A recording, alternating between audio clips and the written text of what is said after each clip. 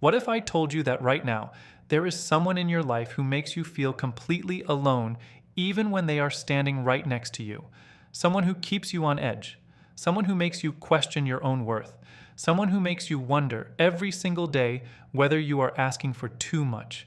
If that hit you in the chest, stay right here, because this is going to be the most honest conversation you will ever hear about why you keep ending up with people who leave you feeling empty.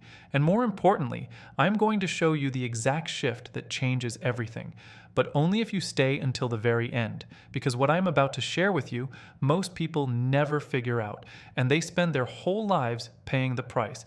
Let me ask you something. How many times have you sat in silence after a conversation that should have made you feel close, but instead left you feeling like you were drowning in your own head? How many times have you swallowed your feelings just to keep the peace?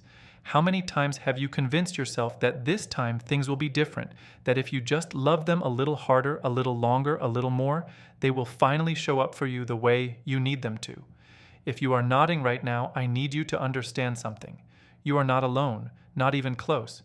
Millions of people are living inside this exact same pattern right now, feeling unseen, feeling unheard, feeling like they are giving everything while receiving almost nothing in return. And the worst part is most of them never even realize what is really happening to them. They just know something feels wrong, and they keep searching for answers in the wrong places.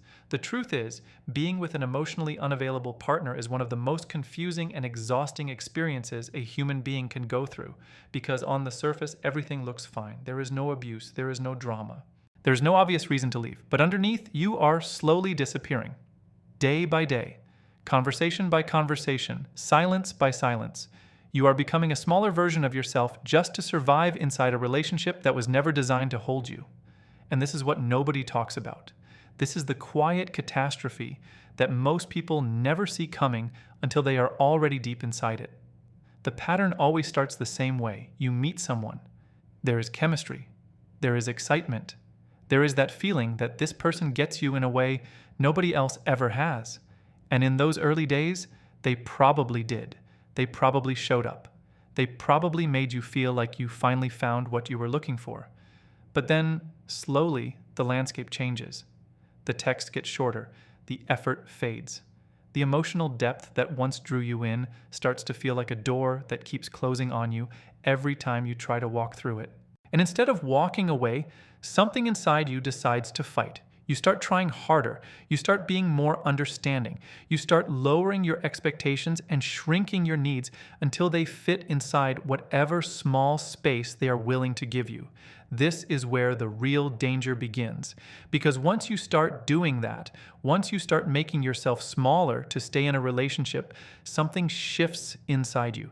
You begin to accept crumbs as a full meal. You begin to treat silence as connection. You begin to normalize being alone even when you have someone right beside you. And your brain, because it wants to protect you from pain, starts to reframe the situation. It starts telling you that this is just how relationships work, that everyone feels this way sometimes, that you are lucky to have what you have, that you are asking for too much. But here is what your brain is not telling you. You are not asking for too much. You are asking for the bare minimum. And the person who made you feel like your needs were a burden was never the right person for you in the first place. This is the lie that keeps you trapped. This is the thought pattern that makes you vulnerable to attracting the same kind of person over and over again, year after year, relationship after relationship. And until you see it clearly, until you understand what is actually happening inside you, you will keep repeating the same cycle. You will keep choosing people who cannot meet you where you are. You will keep asking for water in a desert and calling it enough. So here is what I want you to do. I want you to sit with this feeling for a moment. Really let it sink in. Because everything I am about to share with you in this video is designed to break that cycle permanently. Not with some motivational fluff. Not with some surface level advice. But with a deep understanding of what is really going on inside your mind, inside your patterns, inside the wounds you probably do not even know you are carrying. This is going to be uncomfortable. This is going to make you confront some things you have been avoiding, but it is also going to set you free in a way that nothing else ever has. So if you are ready to finally stop settling, to finally stop shrinking, to finally stop accepting half of what you deserve, make sure you watch every single second of this video until the very end. Because the shift I am about to show you is the one thing that separates people who keep attracting emotionally unavailable partners from the ones who finally start attracting the kind of love that fills them up completely. And I promise you, once you see it, you will never look at your relationships the same way again. There is a particular kind of pain that does not announce itself. It does not crash in like heartbreak or scream the way betrayal does. It moves quietly. It slips into your life through small moments. And by the time you finally notice it, you have already been living inside it for years. That is the pain of slowly losing yourself in a relationship where you were never truly seen. And if you are still here with me, I need you to understand exactly what I'm talking about. Think back to who you were before this pattern started, before you learned to swallow your feelings, before you started making excuses for someone who could not show up for you. Think about the person who had dreams, who had boundaries, who knew exactly what they deserved and would never have settled for less. That person was real. That person was standing right there inside you, fully alive, fully confident, fully awake, and somewhere along the way, that person started disappearing. Not all at once, not dramatically, just one quiet moment at a time. It started the way it always starts. You met someone. Everything felt electric in the beginning. They made you laugh. They made you feel understood. They said all the right things and you believed every single one of them. And for a while, you gave them everything you had. You opened up, you shared your fears, you let them see the parts of yourself that you had never shown anyone else. You trusted completely. You loved fiercely. You gave with your whole heart. But then, something changed. And this is where most people lose track of themselves entirely. The change did not come from you. It came from the silence. It came from the growing distance between what you needed and what you were receiving. And instead of walking away when you first felt that distance, you made a different choice. You decided to adapt. You decided to lower the bar just a little. You told yourself that everyone goes through rough patches. You told yourself that love requires patience. You told yourself that if you just gave a little more, tried a little harder, asked for a little less, things would get better. So you did. You started holding back your disappointments. You stopped bringing up the things that hurt you. You learned to celebrate the small moments when they did show up instead of mourning all the moments when they did not. You became an expert at finding light in darkness. You got so good at it that you started believing it was the way life was supposed to feel. And this is where the invisible cage was built. Not by them, by you. Not out of weakness, out of love, but a distorted version of love. A love that taught you to betray yourself in order to keep someone else. A love that made you believe your needs were too much. A love that convinced you that being half of something was better than being whole by yourself. Slowly you started disappearing, not physically, but emotionally, spiritually. The things that made you excited about life started fading. Your hobbies felt less interesting. Your friends started getting less of your time. Your dreams started feeling like fantasies that belonged to a different person. And the person you were becoming started looking more and more like a reaction to someone else rather than a choice of your own. You stopped saying what you really thought because it was easier not to. You stopped asking for what you needed because you learned that asking led to disappointment. You stopped dreaming out loud because the person beside you never seemed to dream with you. And somewhere in that silence, you forgot who you were. You forgot what you sounded like when you laughed without pretending. You forgot what it felt like to be held by someone who actually wanted to hold you. The most tragic part of this whole experience is that it happens so gradually that you do not even realize it is happening. You do not wake up one day and decide to become someone who accepts crumbs for a meal. You wake up one day and suddenly realize you have been surviving on crumbs for so long that you forgot what a full plate feels like. And that is the real tragedy. Not that you settled, but that you forgot you ever deserved more. You forgot that there was a time when you would never have tolerated being treated the way you are being treated now. You forgot the person who would have walked away the first time they felt unseen. This is what emotional unavailability does to a person. It does not just hurt you while it is happening. It rewrites your entire sense of what is acceptable. It lowers the bar so slowly that you do not feel the drop. It teaches you to shrink, to dim yourself, to fit into a space that was never big enough for you in the first place. So here's the question I want you to sit with right now. When was the last time you looked in the mirror and actually recognized the person looking back at you? When was the last time you felt truly alive inside your own relationship? When was the last time you were not pretending everything was fine just to keep the peace? If the answer is that you cannot remember, that is not a coincidence. That is a signal. That is your soul telling you that something is deeply wrong. And the fact that you are still here, still watching, still hungry for something more means that some part of you already knows this. Some part of you has been screaming this truth for a very long time. You just did not have the language for it until now. So stay with me, because what I am about to show you next is going to change the way you see everything. Now that you can see what has been happening to you, let me take you one step deeper, because here is the truth that most people never fully accept, no matter how many times they hear it. Love is not enough, not by itself, not the way you have been practicing it. And until you really let that settle inside you, you will keep running into the same wall over and over again. See, somewhere along the way, you were taught a beautiful lie. You were taught that if you love someone enough, if you are patient enough, if you give enough of yourself, love will fix everything. Movies taught you this, songs taught you this, maybe even your parents taught you this without meaning to. And you believed it so deeply that you built your entire emotional life around that belief. So when you met someone who could not show up for you, you did not question the love. You questioned yourself. You wondered what you were doing wrong. You thought maybe if you just loved them a little more perfectly, a little more selflessly, a little more completely, they would finally change. They would finally become the person you needed them to be. But here's what nobody told you. Love is not a transaction. Love is not a reward you earn by being good enough.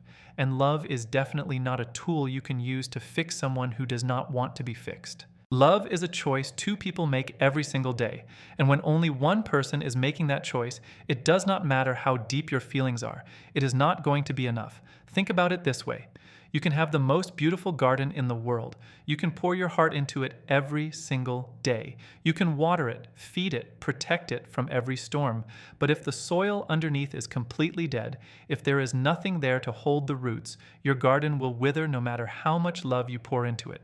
That is exactly what happens when you fall in love with someone who is emotionally unavailable. You are trying to grow something beautiful in soil that was never prepared to hold it. And you keep wondering why it keeps dying. The difference between love and real emotional presence is the difference between words and actions. Anyone can say, "I love you." Anyone can make you feel special for a moment. But real emotional availability shows up in the consistency. It shows up in the way someone handles your bad days, the same way they handle your good days. It shows up in the way they make space for your feelings even when they do not understand them. It shows up in the way they choose you when it is hard, not just when it is easy. And I need you to hear this clearly because it is the reason why so many people stay trapped for years. They mistake intensity for depth. They mistake chemistry for compatibility.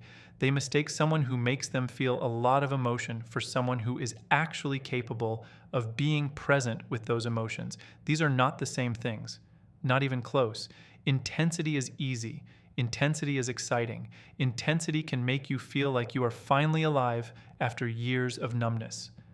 But intensity does not last. Intensity burns hot and then it fades.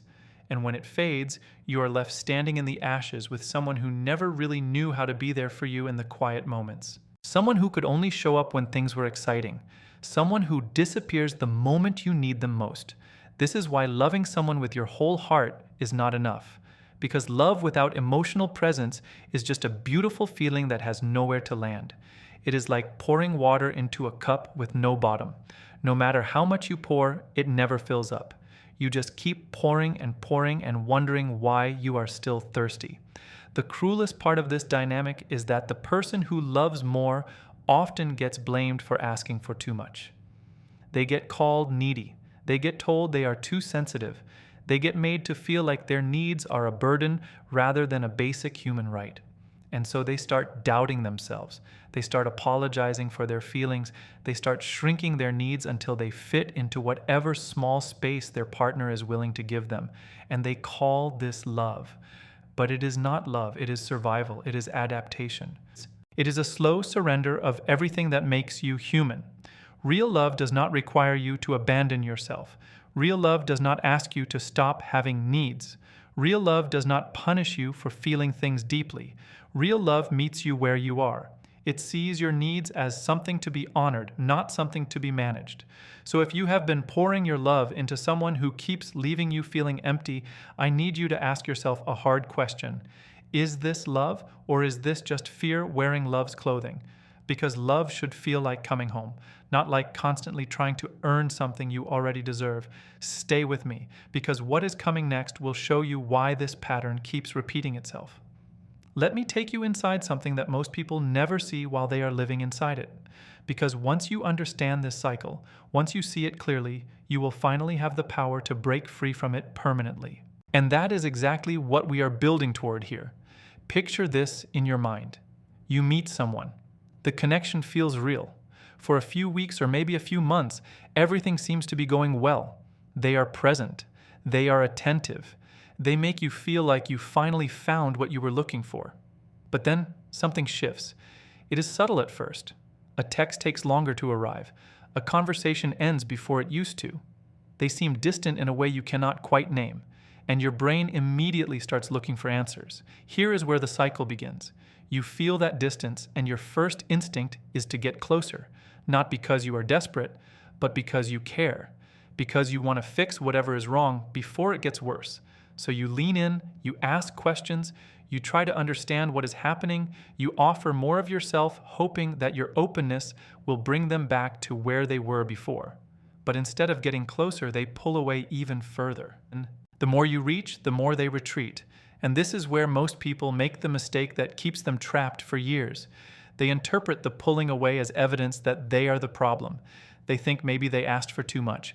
Maybe they showed too much of themselves too soon. Maybe they scared the other person off. So they do the exact opposite of what they should do. They start pulling back. They stop asking for what they need. They put their own needs on hold just to keep the peace. They shrink themselves into a smaller shape, hoping that if they take up less space, the other person will feel safe enough to come back. But here is the cruel irony of this entire pattern. The more you shrink, the more you need. Not because you have become needier, but because you have been starving yourself for so long that your hunger has become visible.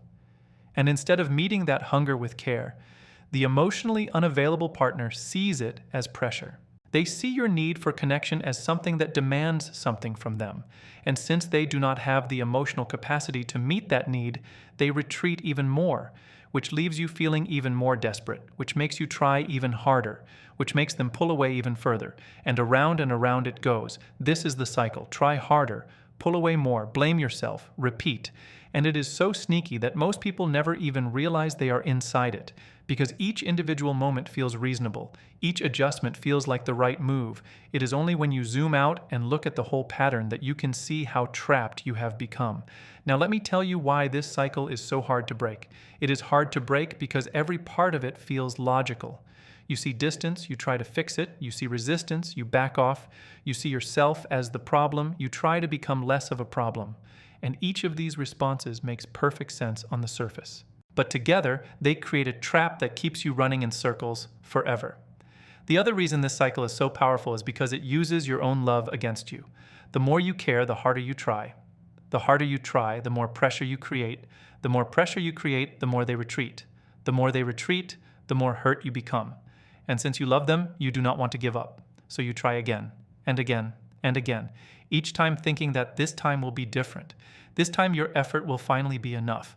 But it never is, not because you are not doing enough, but because you are trying to solve a problem that can only be solved by the other person, and they are not going to solve it. Not because they do not love you, but because they do not have the emotional tools to show up the way you need them to. You cannot love someone into having a capacity they were never developed to have.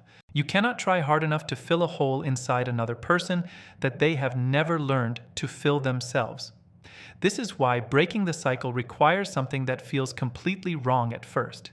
It requires you to stop trying, not because you do not care, but because the trying is actually making things worse. Every time you lean in to fix the distance, you make the distance bigger. Every time you shrink yourself to make them comfortable, you starve yourself even more. The cycle only has power as long as you keep feeding it. And I know what you are thinking right now. You are thinking that stopping the cycle means giving up. It means not caring enough. It means walking away from someone you love. But I want you to hear this clearly. Stopping the cycle is not giving up. Stopping the cycle is choosing yourself. It is recognizing that you deserve more than a relationship that requires you to constantly abandon your own needs in order to survive. It is choosing to stop pouring your energy into soil that will never grow anything no matter how much you give it. Understanding this cycle is the first step to breaking free from it, and I am going to show you exactly how to do that in the section coming up next.